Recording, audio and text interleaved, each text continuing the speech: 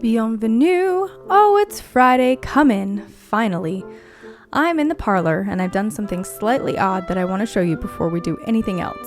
I put a bowl of water on the table by the window. A wide, shallow bowl, the kind I usually use for fruit, filled with cold water and a few pebbles from the garden.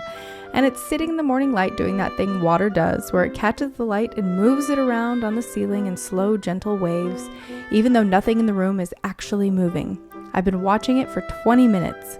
This is genuinely not like me. I'm not someone who usually sits and watches a bowl of water for 20 minutes, but here we are, and I cannot seem to stop. And I think that tells you something about what water does to us. This morning, we're talking about water, the particular pull of it, the way it shows up in stories and films and poems we love without us quite noticing it's always there. The longing so many of us feel for the coast or the lake, even when we've never lived near either. I've been thinking about this all week. The parlor is the best room for a Friday morning. Come and sit. Here is a small and quite odd Friday invitation. Put a glass of water somewhere you can see it this morning, on the windowsill, on the table beside your reading chair, on the kitchen counter where the light hits it. This sounds too simple to be useful, and yet water in a glass and good light is one of the most quietly beautiful things you can put in a room. It's transparent and it's not transparent. It moves without being moved. It catches the light and does something with it that is slightly different from anything else in the room. If you want to be a little more deliberate about it, put a single pebble at the bottom, or a stem of something from the garden, or a piece of sea glass if you have one. Not for complexity, just to give the eye something to rest on below the surface. That's the invitation. A glass of water in good light where you'll see it. It won't require anything of you except the noticing. On to the library. I've been carrying this poem with me. I keep reading it and then setting it down and then picking it back up and reading it again, which is how I know it's doing something real. It's Longfellow, Henry Wadsworth Longfellow, who wrote it in 1880 toward the end of his life. It's one of those poems that stays with you long after you've stopped being able to exactly say why. The tide rises, the tide falls, the twilight darkens, the curlew calls. Along the sea sands damp and brown, the traveler hastens toward the town, and the tide rises, the tide falls. Darkness settles on roofs and walls, but the sea in the darkness calls. The little waves with their soft white hands efface the footprints in the sands, and the tide rises, the tide falls. The morning breaks, the steeds return, refreshed and never cease to turn. The traveler is gone, the day breaks from the purple east away, and the tide rises, the tide falls. The traveler hastens towards the town, and the tide rises, the tide falls. There's something in that repetition, the tide doing its unchanging thing while the person is gone, while the footprints are erased, while everything human passes. That I find genuinely consoling rather than sad. The sea doesn't grieve, it simply continues. The tide rises, the tide falls. I think this is part of why water stays with us. It was there before us, and it will be there after. And standing beside it, you feel that particular relief of being small in the presence of something indifferent and permanent. Come through to the ballroom. This is a water music morning, so I put something very still and oceanic on. Something that sounds like early morning on a lake before anyone else has arrived. Take a few minutes, sit with whatever you're feeling today. Let it be Friday.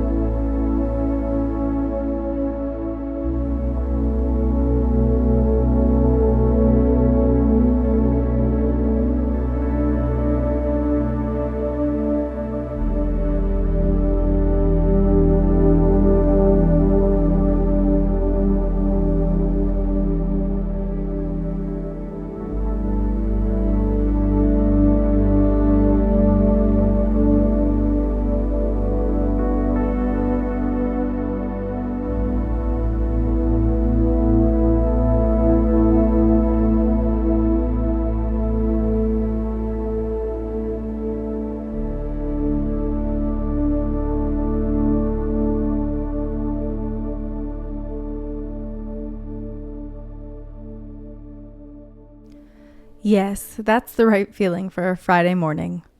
I want to tell you about a morning. Come on, to the nursery. I was perhaps 9 or 10, and we were on holiday somewhere on the West Coast. One of those holidays when you drive a long way and the last stretches along increasingly narrow roads with the sea appearing in glimpses through gaps in the hedges.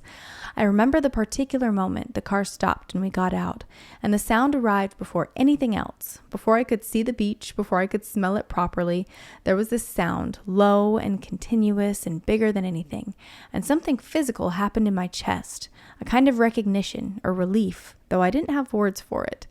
I ran down to it the way children always run towards water, and stood there with my shoes getting wet before I'd even thought to take them off, just looking at the size of it, the way it went all the way to the horizon and kept going.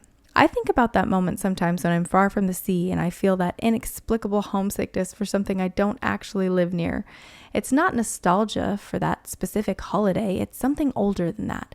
Something that apparently lives in the chest, below the level of thought, and recognizes water when it gets near it. Today, I have a small list for you, water-themed, all of them right for a summer Friday into the weekend.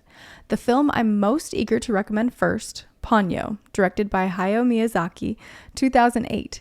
If you haven't seen it, and a surprising number of people haven't, it's the story of a goldfish who lives in a jar in the sea and falls in love with a small boy on shore, and what happens when she becomes human. Simple, in the best way possible, but the animation of the water in this film is unlike anything I've ever seen.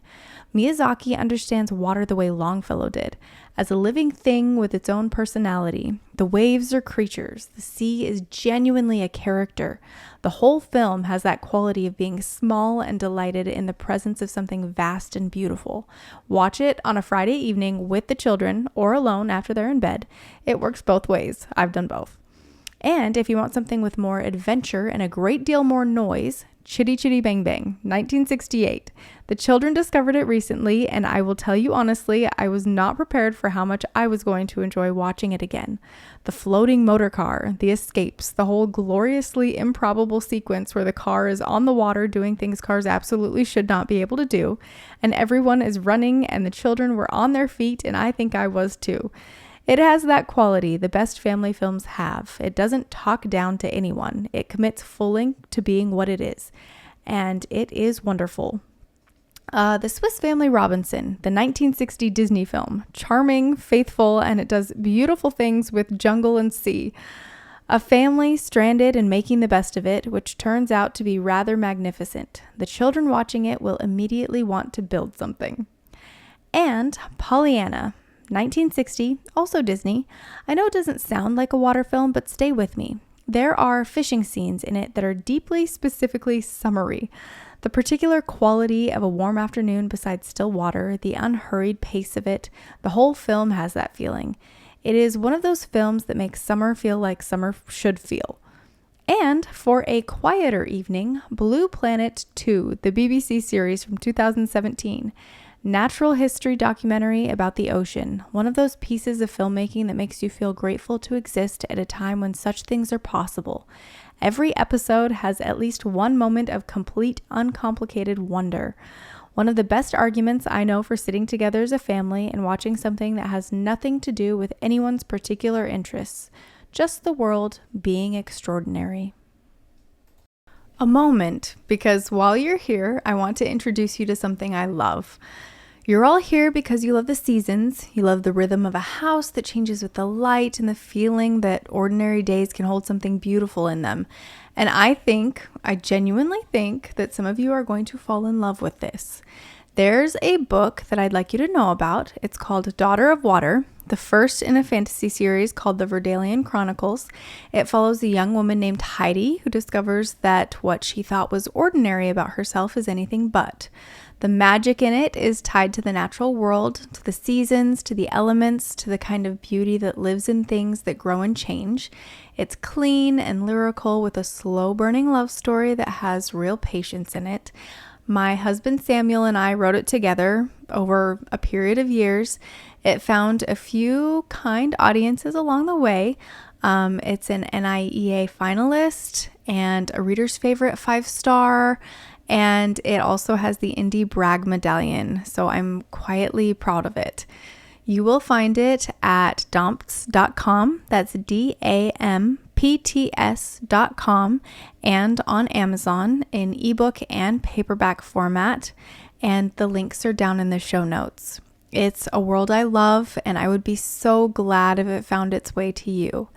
Now, where were we? There was a letter this week from someone who writes, I live far from the sea and I miss it in a way that doesn't quite make sense. I've never even lived near it, but I find myself longing for it in a way that feels almost physical. Is that strange? It is not strange at all. I think it's one of the most commonly unspoken things people feel. There's a word in Welsh, hiraeth, that means something like a homesickness or longing for something you can't return to or may never have had or that may not entirely exist. It's used for landscape and for loss and for a kind of deep nostalgia that has no precise object. I've heard it described as homesickness for a home you've never been to, and I think that's very close to what you're describing. There's a theory, I won't pretend it's more than a theory, that this pull towards water is something very old and very biological, a response built into us from millions of years of proximity to coastlines and rivers and lakes, that the sound of water moving reduces cortisol, that the particular blue-green of shallow water triggers something in the limbic system before the thinking brain has a chance to process it. Whether or not any of that is precisely true, the feeling is real, the longing is real, and I don't think it requires a trip to the coast to address it, though a trip to the coast is always a good idea when possible. A bowl of water in the morning light, a film about the sea on a Friday evening, a poem read aloud to yourself in a comfortable chair. The sea will hear you thinking about it. I'm convinced of that. The bowl on the table is still moving the light around the ceiling, very slowly in long arcs. I've been watching it while I spoke to you, and I found it rather meditative, if I'm honest. This completely ordinary thing happening in the corner of a room, doing something beautiful because of where it was placed.